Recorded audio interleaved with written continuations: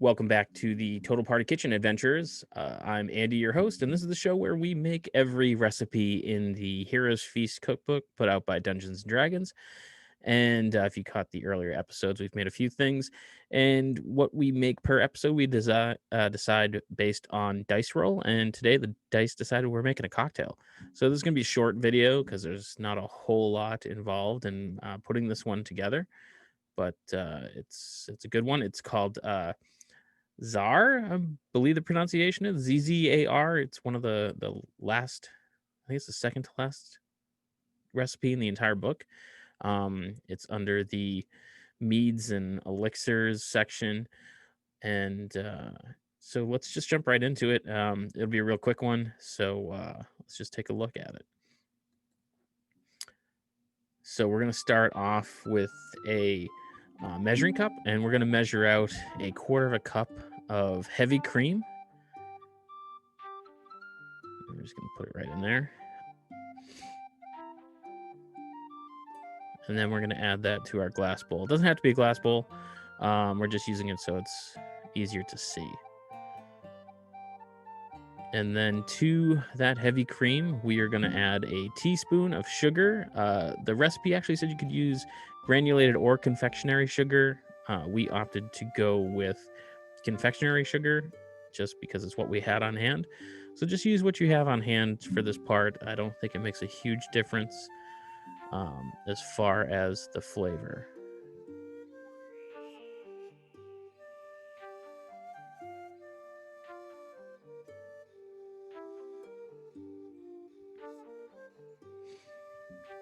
And now we're going to take our beaters out. Uh, the recipe calls for a whisk to be used. Unfortunately, we had a critical failure with our whisk. So, unfortunately, we had to go with the beaters. It didn't work super well. We may do, but you're definitely going to want to use a whisk attachment for this step. It will make a much sturdier whipped cream. Ours was a little runny in the end. So now it's starting to thicken up a little bit.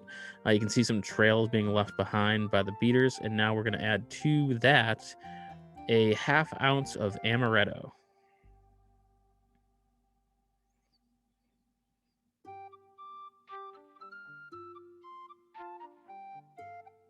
I'm just going to add that to the whipped cream mix for now. And then we're going to go back to beating that. And this is where we want to really turn it into whipped cream. But again, unfortunately, we did not have the whisk attachment. We lost it in a gingerbread making accident back around the holidays. So we kind of had to just make do the best we can. And again, our whipped cream ended up a little bit runny, but it was still pretty tasty.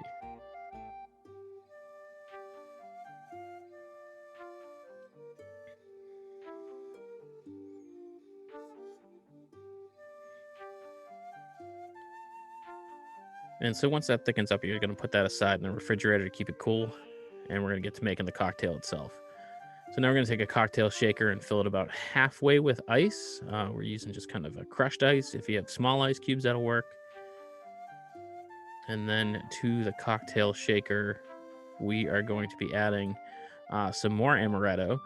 That is the same thing that we added to the whipped cream. We're going to add 3 ounces.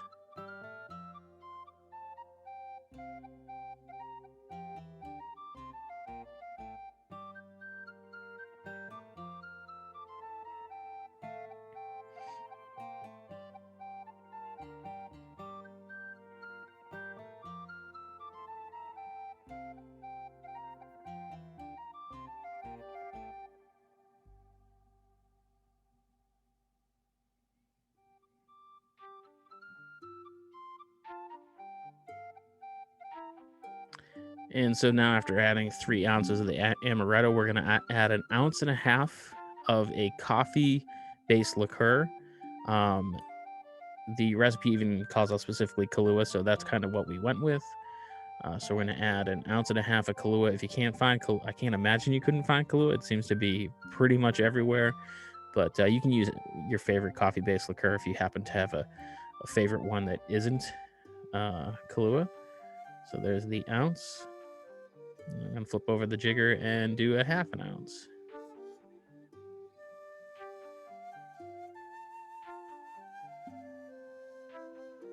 And then to that, we're going to add a 1/2 cup of cold milk, whole milk. I suppose if you want to use skim, you can, but we opted to follow the recipe and use whole milk. Do a 1/2 cup of that and add that to the cocktail shaker as well.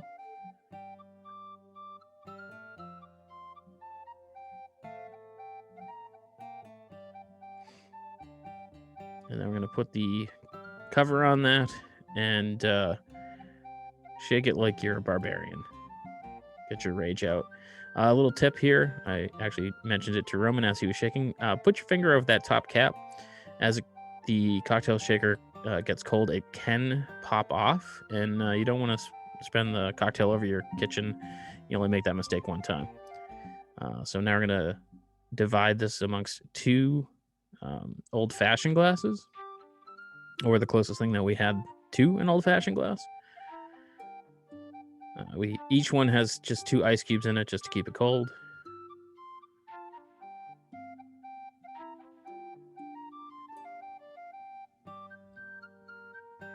There we go, pretty even.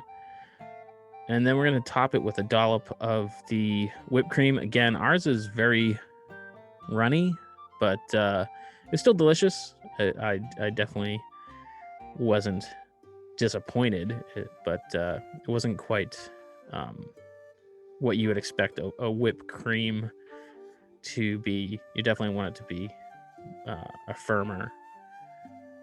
This is more like almost like a pudding, even a runny pudding. But yeah, it sufficed for our purposes. And that's it, man. It's a really short recipe, being only a drink.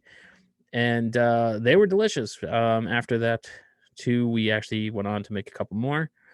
And of course, we don't condone anyone under 21 drinking. So if you are over 21, this is really good. It was a real tasty, kind of a desserty drink. Not typically someone who drinks milk-based cocktails, but overall, it was really delicious, easy-ish to make. Um, you definitely need a cocktail shaker, and if you really wanted to forego the whipped cream, you could probably just get the canned stuff and do that. It won't quite have that amaretto taste to it, but if you're kind of in a rush or just don't feel like doing that extra step, that'd work too. And so yeah, if you are the type to partake in an adult beverage, you should check it out. And we will see you again in the next episode where we will roll the dice and find out what we're making then. Thanks.